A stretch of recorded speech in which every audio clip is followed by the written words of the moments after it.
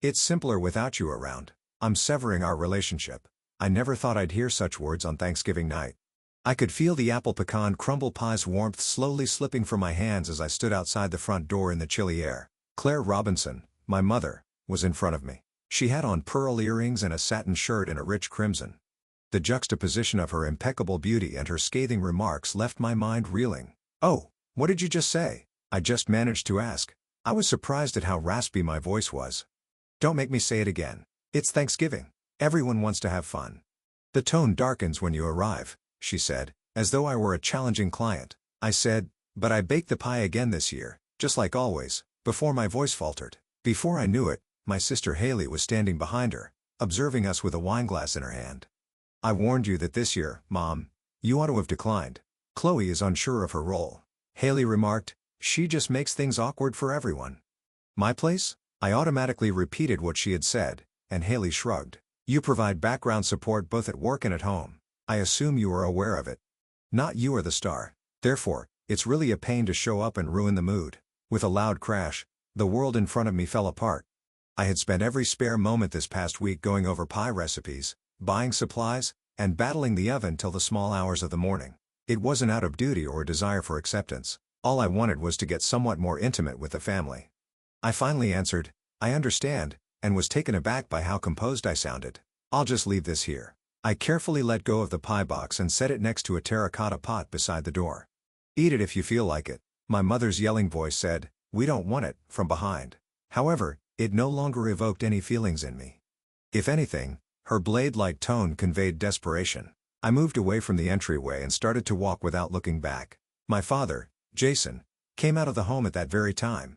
I hoped our gazes would lock, but he remained still, expressionless, and turned away without saying anything, vanishing behind the door. In this house, I was truly invisible. I felt the weight of my body abruptly as I slid into the seat of the automobile again. The driving wheel seemed a little unpleasant to hold, and my fingertips were chilly. A flashing message notice appeared on my phone screen when I opened it. "Are you still there? I'd like some pie. Tonight, come over to my apartment." That message's kindness suddenly brought tears to my eyes. Since she wasn't feeling well, my grandma had declined to go to Thanksgiving this year. However, I was aware of the reality. She was simply worn out after the argument with my mom. She must have known what type of role I played in that household. She decided to keep her distance, not interfere, and not push herself to be there for that reason. But a location-sharing software had allowed us to connect. She must have realized something was amiss, because I had been standing in front of the home for a long time without moving. I thought I could hear her warm voice through the screen. "She is the one person that allows me to just be who I am." There was no one who knew my skills better at home or at the firm. At the Robinson house's entryway, I took another peek in the rearview mirror. I didn't own the dazzling lights, the wreath hanging on the white pillars, or the laughing leaking from within. I didn't have to turn around anymore. I whispered to myself as I put the car in reverse and started to drive away. "Thank you, Mom, for waking me up." Those were not angry or sarcastic remarks. There was nothing left but a silent determination. I gazed blankly at the city lights flickering outside the glass as I drove. Everything seemed to be glowing with joy on Thanksgiving night. There were wreaths hanging in the yards, lights streaming from the windows, and the aroma of turkey filling the air. Today, I didn't feel any connection to any of it. Without you, things are simpler. I'm severing our relationship. I could still hear my mother's comments at the front door, but they were monotonous. Oddly enough, though, no tears fell. If anything, I had the impression that the thick chains that had restrained me for so long had finally snapped loudly. I had long ago started to question the definition of family after living as a member of the Robinson family, I realize now. I began attending the firm for the first time while I was a college student. The modest back office behind Mitchell Systems, the firm my mother operated, was where I would go after my evening classes wearing my university blazer. That was my first job, but it was just a windowless, dirty, and badly air-conditioned conference room. "I need this client data cleaned up today. Take caution. Complaints result from duplicates," my mother stated. I turned to the computer in silence after nodding in agreement with her cool directions. I opened enormous spreadsheets and carefully went over each row without any guidance. I quickly learned how to use the Excel calculations. Finding discrepancies in the data and accurately fixing them gave me a tiny sense of success. However, I seldom remember ever receiving gratitude or recognition for my efforts. I would just be informed, "It's all yours," and given the next work right away without any compensation. I quickly formed the practice of identifying and resolving irregularities before anybody inquired. Error indications, Minute changes in numbers, odd timestamps. I believe I had inadvertently honed my intuition behind the scenes. I was in charge of monthly payroll by my sophomore year. By my junior year, I was also helping to define the procedures for system tests. I was surprised to discover that I knew more about the internal system structure and financial flow than anyone else. However, that was because my mother purposefully gave me those responsibilities. Leave the glitz of sales to Haley. You've got the numbers, my mother said in a tone that was typically serious and dry. She didn't give me any praise or criticism. She merely said what the company needed to know.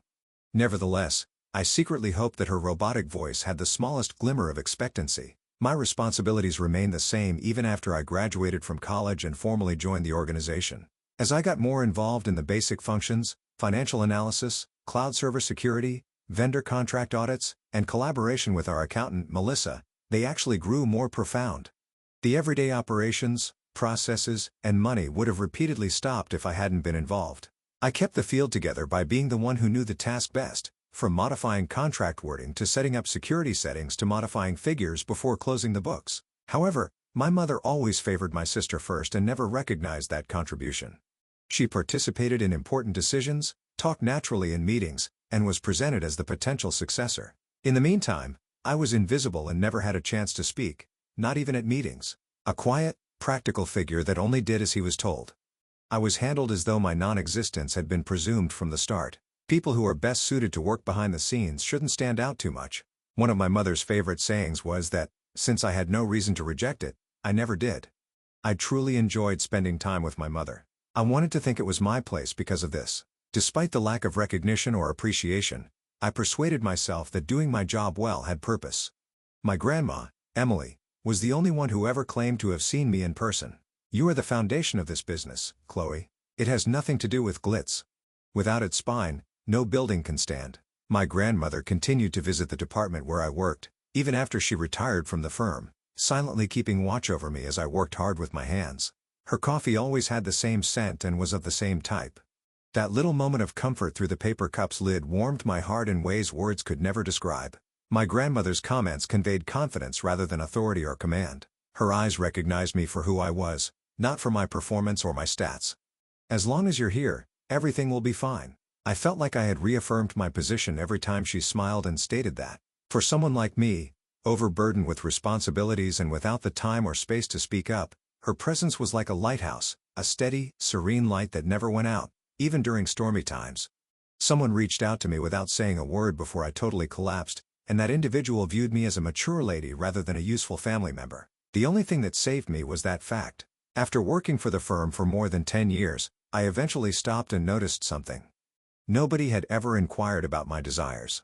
Can you handle this, Chloe? I'm sorry, but this is only understood by you. After all, it's only behind-the-scenes work, right? As though painting over my shape, those many phrases accumulated on top of one another until they vanished. That's why my mother said tonight, "It's easier without you." I'm ending our relationship were an admission that I didn't exist. However, they were also a proclamation of freedom to begin at the beginning. Without the pressure of the company, my mother's eyes, or anybody else's expectations, I discovered that I could listen to my own voice. And now I'm going to the one person who really notices me, my grandmother's house. I still haven't let go of things. Deep down, I still feel anguish and fury, but I'm not turning around now. There has never been a more serene and silent Thanksgiving night at my grandmother's house. Only a pot of tea my grandma had boiled and a tiny additional pie I had brought were set out in the middle of the table. There were no elaborate dishes or pompous toasts. Grandma was sitting next to me, clutching an old knitting needle in front of the blazing fireplace. She simply remained at my side in silence without asking me anything or hurrying me. And that quiet seemed reassuring. She began talking as soon as I took the first mouthful of pie. "This is your preferred taste." I always knew in that house, even if no one else did, I felt like I could finally take a deep breath after hearing those words. When I woke up the next morning, I experienced a type of energy that had not been there in a long time coming from deep inside my body. When was the last time I wanted to accomplish something for myself instead of someone else? However, such tranquility was short-lived. My mother sent me an email a few days after I got back from seeing my grandma. It was titled "For New Project." A $2.8 million bank loan agreement and a business strategy for the development of AI solutions were included in the accompanying PDF. The contract already had my name on it as a co-signer. I called my mother, feeling both shocked and uneasy, and she answered as though it were the most natural thing in the world. "You are the only one, Chloe." Haley's credit score prevented this loan from being approved, and I am no longer able to take chances with my personal guarantee. You have a flawless credit history and an MBA. The bank stated that if it was in your name, they would authorize it. She spoke in a cool tone as though my name on the paper didn't bother her in the least. I was not informed about this. It is not permissible to use my name without my permission. I didn't utilize it. I take it you haven't signed anything yet? I just gave the contract in advance. Furthermore, it's only normal for you to assume responsibility and participate since you work for this organization. Natural struck me with a deep ping. How much have I already given up for accountability and involvement? The start of this project is too abrupt. Not even a proper explanation has been provided to me. That can wait. To complete the transaction, we now require your credit. Her speech had a hint of desperation. I felt a silent rage at the way she used my name as collateral, even though I knew she was running out of time. I hung up and slumped back in my chair, immobile for a moment, but I was unable to act on my feelings. I had to maintain my composure. I had to verify the facts first. I opened the company's standard cloud-based administration tools with that in mind. I was immediately struck by an odd feeling of limited access. I had previously had unrestricted access to certain areas of the server and project-related files, but now they were closed. I spoke with the department administrator who informed me that a system permissions review had taken place, but I had not been notified or given an explanation. I also stopped getting invitations to the normal management meetings a few days later. Only that one appointment had been removed from the calendar I had normally used when I looked at the schedule just in case. The mistrust increased. Nevertheless, within the parameters of my access, I continued to examine transaction records and spending information. Then I noticed something in one ledger entry that caused me to question my own vision. There were delinquent records on the loan that showed an inappropriate spending of more than $50,000. The actual material was scarcely authentic, although a number of transactions had been handled under marketing charges. Additionally, the $2.8 million loan's payment history included past due entries, and the notes section ambiguously stated the cause of the delays. I looked into the suppliers involved, but the transaction history was brief and the identities were unknown. I created backups and gathered all pertinent papers just in case. I casually contacted Melissa, our accountant, that afternoon and asked her to do her best to investigate the origins of the expenditures. She responded to me 2 days later with even more startling details. The registered address of that vendor, a shell corporation with no actual business operations, coincided with one of Haley's own investment properties. Stated differently, they had transferred corporate monies into their own associated business by means of fictitious consultation payments. My entire body became numb. It wasn't rage. It seemed more like a silent chill creeping up my spine. In that financial transaction, my name had been utilized as the official signatory without my consent. How might this kind of event occur? Why hadn't I seen it earlier? Even more alarming information surfaced when I dug deeper into the contract details. My signature was scanned and added to the contracts. The date fell within the same week that I had been occupied with Thanksgiving preparations. The contract had never been explained to me. I initially wanted to think it was an error of some kind, but the written name Chloe Mitchell was prominently displayed on the signature line, along with a picture of my signature. In addition, the ledger included documents pertaining to the $2.8 million loan process, including past due comments and discussion specifics I had never participated in. All of this had been done in my name. Someone else had been using my signature to submit false applications while I was working up late sorting the company books. Behind my back, my future and my credit had been pledged as collateral. I was being used as a cold, quantifiable asset for convenience, not with appreciation or respect. When my mother said, "You're the only one," there was no semblance of expectancy or faith in her words. She only used me as a handy credit instrument to shield the company's and the family's reputation and brand while evading personal accountability. What was lost were my future choices, the integrity I had accumulated over the years, and most importantly, my meager chance of having faith in my family. I phoned my grandma without thinking. She seemed to grasp everything as soon as she heard my voice. Prior to my mother taking over, Grandma was the president and creator of Mitchell Systems. She had witnessed both the good and bad aspects of management, including betrayals and conflicts. Perhaps this explains why she talked calmly and without pausing to gasp, sensing the catastrophe that was concealed beneath the tremor in my voice. Remain composed, Chloe. Only those who have seen it can take action in this scenario, and you possess that power. Do not panic. If you must move, go slowly and purposefully. First, get your name off of any loan agreements. That should be your first focus.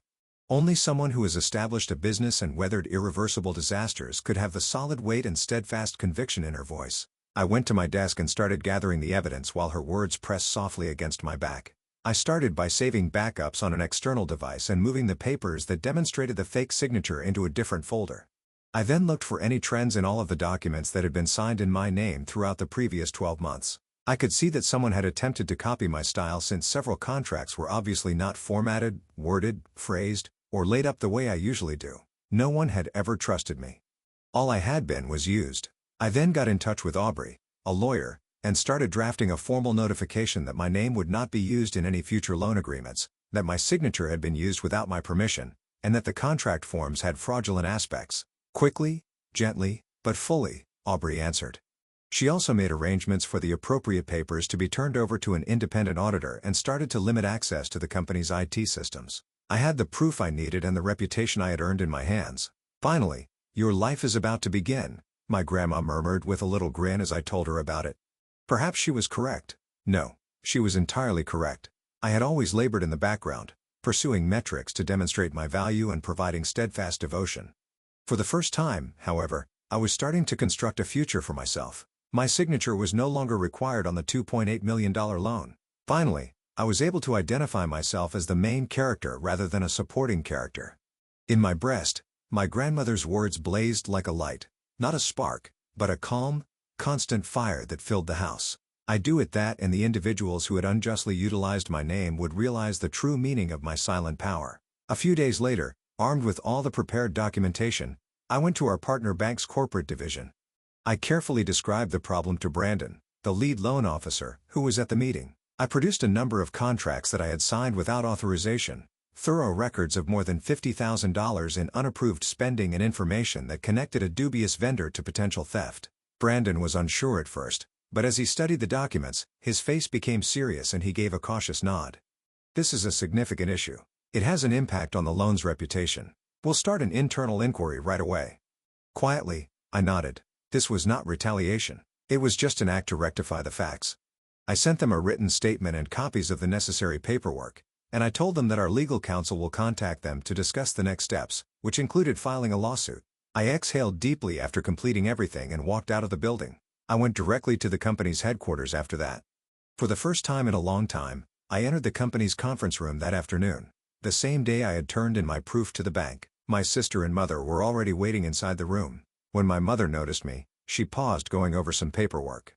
"What are you thinking, Chloe? Did you actually notify the bank of this?" Haley was the first to speak, her tone stiff and obviously annoyed. "Why wouldn't I? I presented all of the falsified signatures and false claims pertaining to the $2.8 million loan and the ambiguous financial transfers as proof. I silently set the copies on the table after taking them out of my backpack. These are documents of the agreements you signed in my name. The vendor agreement pertaining to the $50,000 in inappropriate spending is also included. My signature appears on each of them, although I never agreed." Something flared in my mother's eyes, but she didn't move. "What are you making a fuss over something so minor? That minor thing can constitute financial fraud," said a soft but unmistakably serious voice from the back of the room. Everyone was momentarily frozen in place. My grandma was there at the entrance as I turned around. With a cane in her hand and a neatly dressed attire, she stood tall. Her age was evident in the way she moved, but her very presence altered the mood of the space. She entered the meeting room slowly but steadily while using her cane. The surprising thing was I hadn't even contacted her. Yet, she had come as if she already knew everything I was going through. "Grandma, I told you not to come. You didn't have to. The moment I heard you finally stood up for yourself, I couldn't possibly stay silent." She smiled warmly and took the seat directly across from my mother. "Claire, do you remember what I told you? Never underestimate Chloe." My mother spoke without changing her expression. "This is business, Mother. Please don't interfere just because of family ties. This isn't about sentiment. It's about responsibility as a business leader. You used your own daughter as a legal tool, and you put the company's credibility at risk." Haley slammed her hand on the table in frustration. "Mom didn't do it. I arranged everything. And Chloe's been involved in loan matters plenty of times. We just got ahead of the process a little this time." "Got ahead?" I slowly looked at Haley. "You forged my signature, created false contracts, caused loan delays, and even made unauthorized expenditures of $50,000. And you call that a little? Don't say it like it's just business as usual." Just as Haley was at a loss for words, my mother interjected. "Chloe, I understand what you're trying to say, but everything was done to protect the company. What this company needed right now was someone who could deliver results immediately. Your credit was just a means to that end. So that makes it okay." That's how business works. You still don't understand that. No, no. I understand it perfectly. I looked straight at my mother. I'm not a tool for this company. I'm not a shadow. I'm not a convenient guarantor. From now on, I will use my name by my own will. Silence fell over the room. After a moment, my grandmother spoke. Chloe, you've said everything that needed to be said, haven't you? I nodded. The rest will proceed through legal channels. You'll be receiving a formal notice from my attorney. I intend to have my name removed from all loan agreements and clarify accountability for the forged signatures. Of course, this will also be reported to the board. You don't tell me, are you recording this conversation? Haley turned pale as she raised her voice. No, there's no need. I already have all the evidence I need, I said and placed the documents back into my bag. As I stood up, my grandmother also rose slowly to her feet. She looked only at my mother one last time. Claire, you may have thought Chloe was a useful child, but you never saw her as a trustworthy adult. That was your biggest mistake. My mother said nothing in return. She only pressed her lips into a faint line and watched us leave. The sound of the conference room door closing was strangely quiet. Out in the hallway, Grandma gently took my hand. You did well. Yeah, thank you. For the first time, I felt I could say those words from the bottom of my heart. From now on, what kind of place would I build? What kind of life would I live? I didn't know yet, but what I did know for certain was that I would no longer live in someone else's shadow. I would live under my own name. And now I have just taken the first step. 3 months later, I stood looking out over the city from the window of my new office in the suburbs of San Francisco. It was a small place I had chosen myself, something I never could have imagined back when I was buried in the ledgers of Mitchell Systems. The business I had just launched was a consulting firm aimed at supporting female entrepreneurs. It's still small in terms of name and achievements, but every face I met, every email I exchanged, none of it was under anyone else's shadow. It was all under my name. It was all work I had started by my own will. My grandma was there for me at every stage of the launch. Don't be scared of the dangers. Something has already been accumulated by you. She was right when she mentioned that several old clients who had trusted me personally got in touch with me, and the initial contracts went more easily than I had anticipated. Despite staying up late to complete proposals by myself, I experienced a subtle sense of accomplishment. I finally accepted responsibility for and took pleasure in the job I had previously done in silence for the benefit of the business. Meanwhile, Mitchell Systems remained in disarray. In addition to reviewing the loan arrangements with the bank, the board started to investigate the internal malfeasance that had occurred. As the external audit went on, the reality about the contracts I had signed, where the $50,000 in expenditures had gone, and the anomalies related to the loan started to surface. My mother's and my sister's positions started to fall apart. Officially, my mother resigned from executive leadership, citing health concerns. However, there were already voices within the organization calling for her to be held responsible for the abuse of power, the falsification of internal records, the unapproved use of signatures, and the fraudulent loan applications. Every conduct was now considered a significant infraction that might be classified as criminal fraud or forgery of private papers, and jail time was now a possibility. Haley, my sister, continued to hold the position of director of sales, although a number of significant clients had already asked for their contracts to be reviewed. She had lost her former air of confidence and was still avoiding official pronouncements about the audits and media attention. They now have a duty that extends much beyond internal disciplinary measures or a decline in trust. It was not my actions, but rather their own decisions, that made criminal charges a very real possibility. Once, my grandma forwarded a brief note from my mother to me, saying, "I think I'm finally beginning to understand just how much you've carried all this time. It has taken some time. I hope that one day I will be able to sincerely say thank you to you. Even if that wasn't an apology, it was sufficient. Even if we don't communicate again and nothing changes, I will continue living my life." I put my cup in both hands and shut my laptop. I don't work to prove anything to anyone anymore. I labor for myself in silence, but with confidence, not like a spark, but like a flame that never goes out.